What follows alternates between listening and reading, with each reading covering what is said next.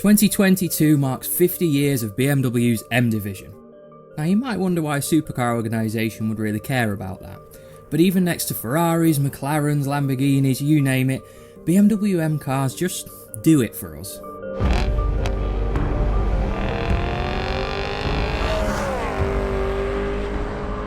They tick so many boxes for all the miles we pile on them, and we love the hooligan they all have living within them. It's not just us who loves them either, because whenever we feature an M car, the response from you guys is mega. So we thought it was only right that we celebrate the M division's golden birthday with the one that's been in our fleet for nearly 4 years now, while so many other cars have been and gone.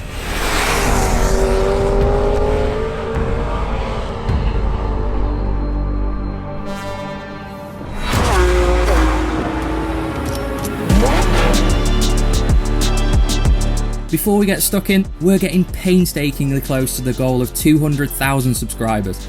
So if you haven't already, please hit that subscribe button because we'll be picking up the pace with more regular videos driving some serious cars in 2023.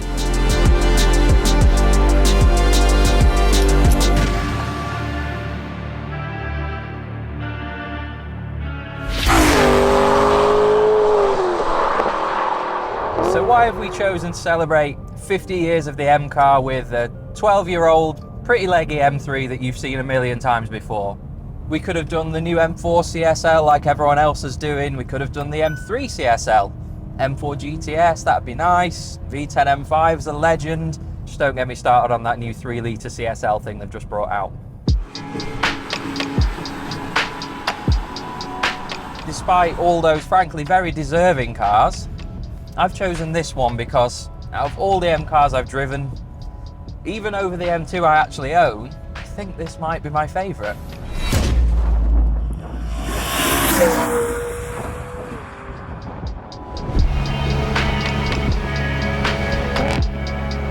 Now M cars as a whole get so much love on our channel.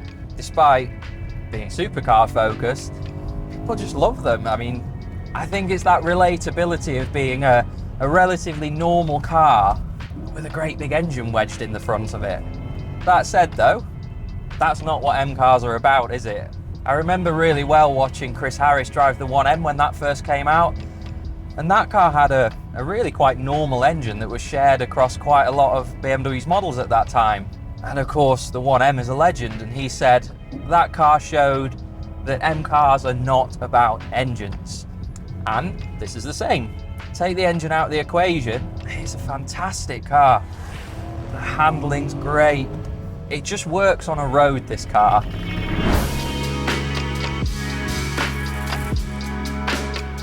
This has got the EDC dampers combined with some eye-back lowering springs, which just take a little bit of the roll out, but it's supple enough to use on the road, which is what we do with it 99% of the time.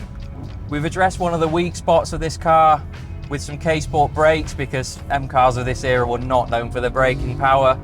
So that's really up to speed with the rest of it now.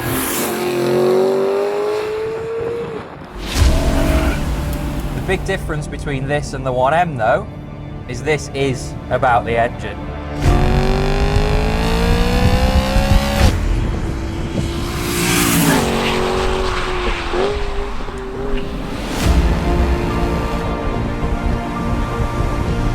Yeah, it's a great car, but that's what it's about. You know this by now, I'm not going to go too much into the technical spec of this car, it's just really a bit of a celebration. But it's a 4-litre V8, 420 horsepower, which is more than enough. And when you've got room, it revs to over 8,000 RPM.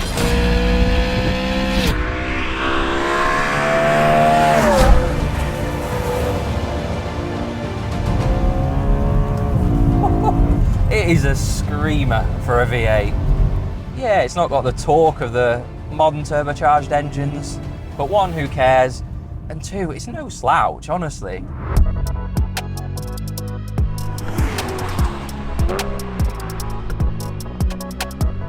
And it's not just that it's a great engine, it's that this engine was only ever put in this generation of M3. So many engines across the M range now are just shared. Look at the S58 in the new M3, M4. It's going to be in the new M2. it's in the X3, the X4, and it sort of waters that down a bit for me. I'm sure it is a great engine, but when it was only ever in one car, it gives that one car its own character. Just like the V10 M5. Whilst it is an absolutely mega engine, from factory, all the noises from up front, there isn't really a great deal from the exhaust. So the wizards at Modstock work their magic, and now let's just listen to it.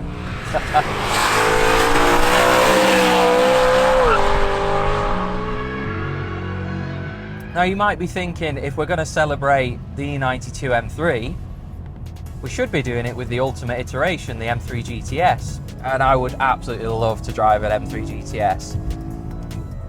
But allow me to make a point about why this is actually the one to celebrate with. The regular M3 Competition. Just like the Mustang is the working man's muscle car in the US, M cars should be attainable. You should think, yeah, they're not cheap, but if I work hard, if I do well for myself, I could get myself one of them. And the GTS is not attainable. Even if you can find one, which you can't really, they're going to be silly money. And even the new models, 80, 90 grand for the new M3, they're just getting out of reach. Whereas these, yeah, they're not cheap to run or anything, but anyone who's into their cars can realistically aspire to own one of these. I think that's such an important point. It's a real core value to me for M cars, that they should be attainable.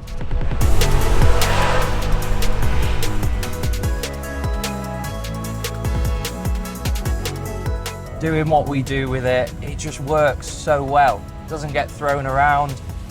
You know, it's 12 years old, but the DCT gearbox, alright, it's not PDK, but it is still pretty damn good. Suits the car well. You don't have to be going 10/10s for it to sound great.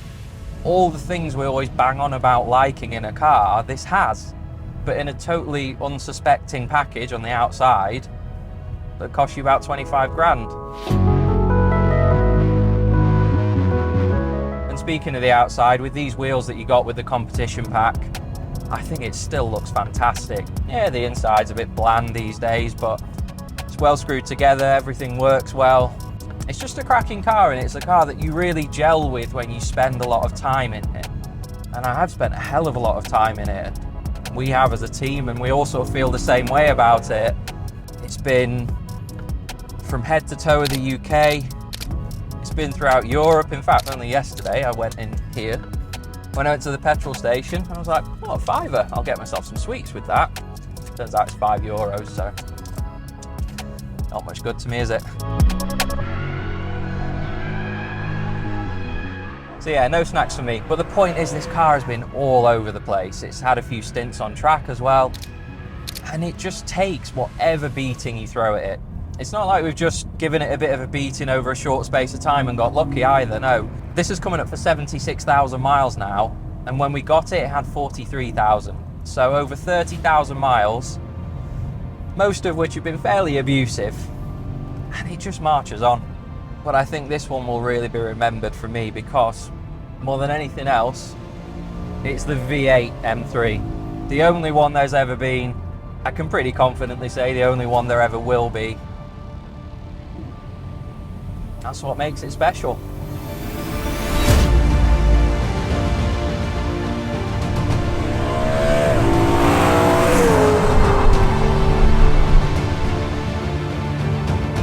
I can't help but think that the next 50 years of M won't quite be so characterful as those gone by. But whatever happens, the M division have produced some absolute peaches, and the E92 M3 is definitely one of the most peachy. It has a lovely chassis, and I should mention that it's been really sharpened up with some components and a setup from the wizards at Suspension Secrets. It's just a great car overall, but really it's the engine alone that cements the E92 as an all-time great for me.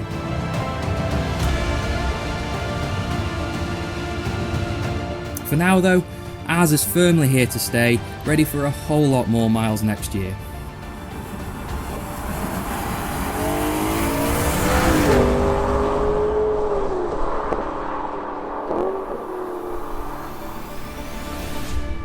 As I said, there are so many M cars we could have driven to celebrate their 50th birthday, so get involved in the debate with your favourite M car in the comments.